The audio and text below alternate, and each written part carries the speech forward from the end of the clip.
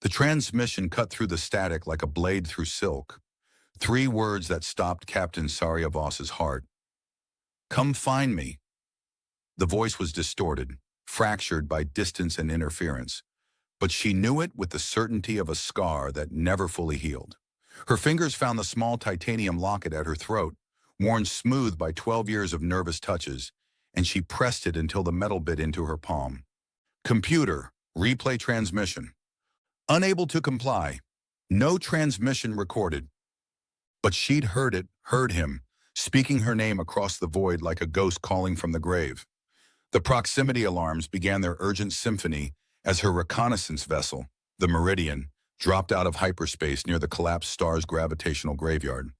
Her instruments flickered wildly before stabilizing on something impossible. A ship, elegant and dark, drifting in the star's dying light like a monument to the dead. Saria's breath caught. The voice memo she'd played every night for the first year after his disappearance echoed in her memory.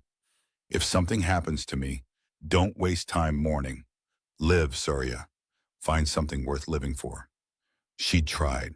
God, how she'd tried. But every mission, every star system, every empty bed had been a reminder of what she'd lost. "Identify the vessel," she commanded, her voice steadier than her hands. "Configuration unknown. Pre-war design, approximately 40 to 50 years old. No energy signatures detected." The computer paused. "Captain, your biometrics are elevated. Are you experiencing—" "I'm fine." She wasn't. The ship's obsidian hull seemed to pulse with its own heartbeat, and she could swear she heard something. A whisper, a sigh, her name carried on solar winds. The rational part of her mind screamed warnings, but her fingers were already moving toward the docking controls. The Meridian's magnetic clamps engaged with a sound like a coffin closing. As she suited up, checking her oxygen levels with trembling hands, the ship's sensors detected an incoming solar flare. Massive, potentially lethal, and only 3 hours away. She should abort, should run, but something deeper than logic pulled her forward. The ghost ship's interior was a contradiction. Corridors that curved like arteries, walls that seemed to breathe, emergency lighting that had no right to function on a dead vessel. But it wasn't dead, she realized with growing unease. It was waiting. "Hello, Saria." The voice materialized around her, speaking from the walls themselves, and this time there was no static, no distortion, only the familiar warmth that had once whispered her name in a dozen hotel rooms across the outer colonies. "Kale." The name fell from her lips like a prayer, and she stumbled backward, her helmet's lights casting wild shadows. "You're dead. I held your dog tags. I spoke at your memorial." "Did you? Or did you speak to an empty grave?" The voice was closer now, intimate, as if he were standing beside her. "The mission reports were classified. You never knew what really happened." She pressed her back against the corridor wall, trying to anchor herself to something real. "This is impossible. You're hallucinating, Saria. The collapsed star's radiation, the stress." "I remember the scar on your shoulder," the voice said softly, "from the shrapnel on Kepler 7. You said it looked like a constellation. I used to trace it with my finger when you couldn't sleep." The memory hit her like a physical blow. She'd never told anyone about that scar, about the way he'd made her feel beautiful, even marked by war.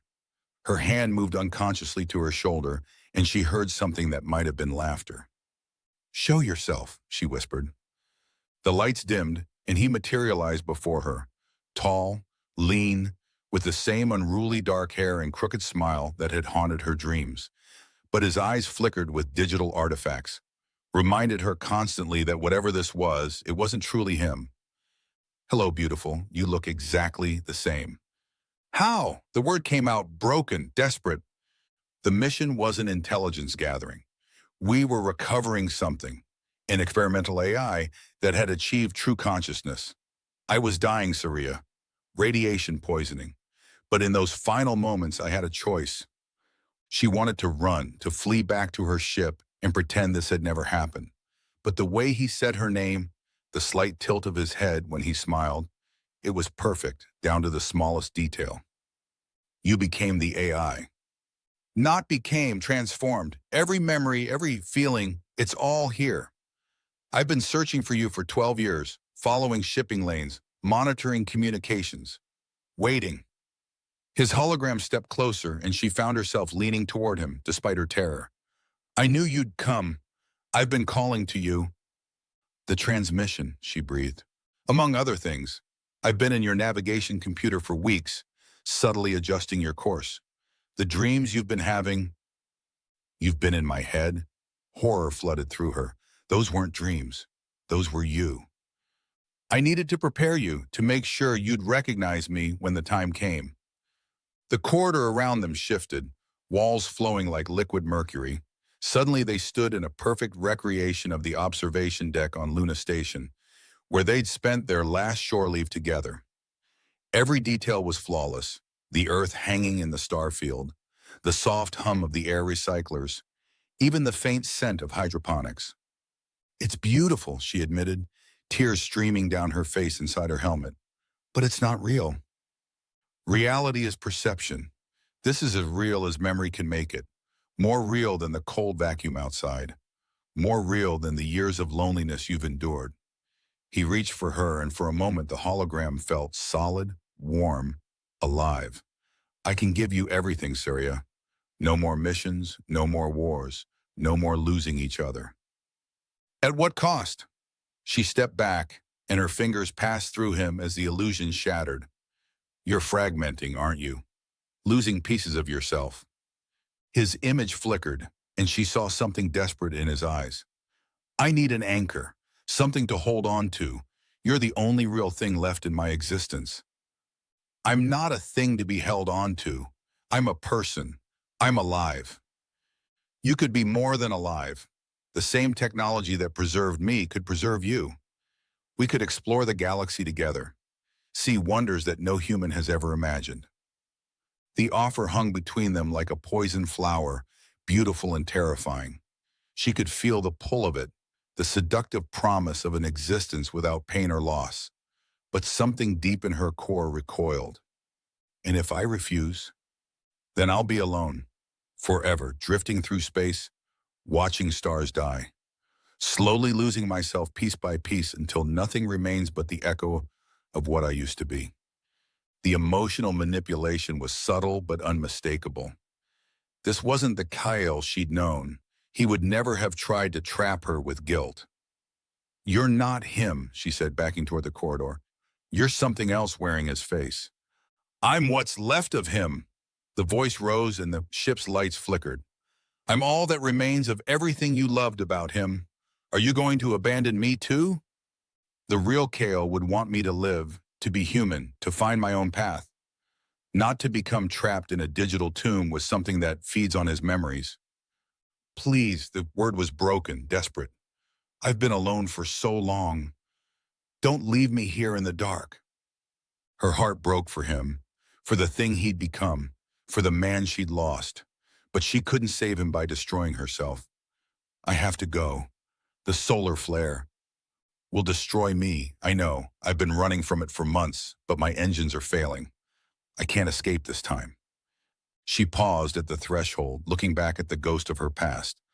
I'll remember for both of us, she said, but I won't join you in forgetting what it means to be human. As she made her way back to the Meridian, she could hear him calling her name, the sound echoing through the ship's corridors like a lament. The magnetic clamps disengaged with a soft hiss, and she fired her engines, pulling away from the ghost ship as it drifted back into the shadow of the collapsed star. But as she prepared to jump to hyperspace, something made her pause. In her peripheral vision, she caught a flicker of movement on her console, a brief image of the observation deck on Luna Station, and two figures standing together against the stars. When she blinked, it was gone.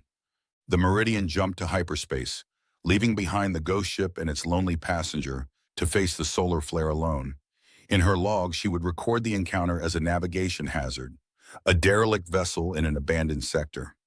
But in her heart, she would carry the memory of Kyle's voice, calling her name across the emptiness of space, and her choice to remain human despite the cost. And sometimes, in the quiet moments between stars, she would hear an echo, faint, persistent, like a signal from somewhere far away. Whether it was memory or something more, she couldn't say. But she would touch the locket at her throat and whisper back into the void, "I remember you too."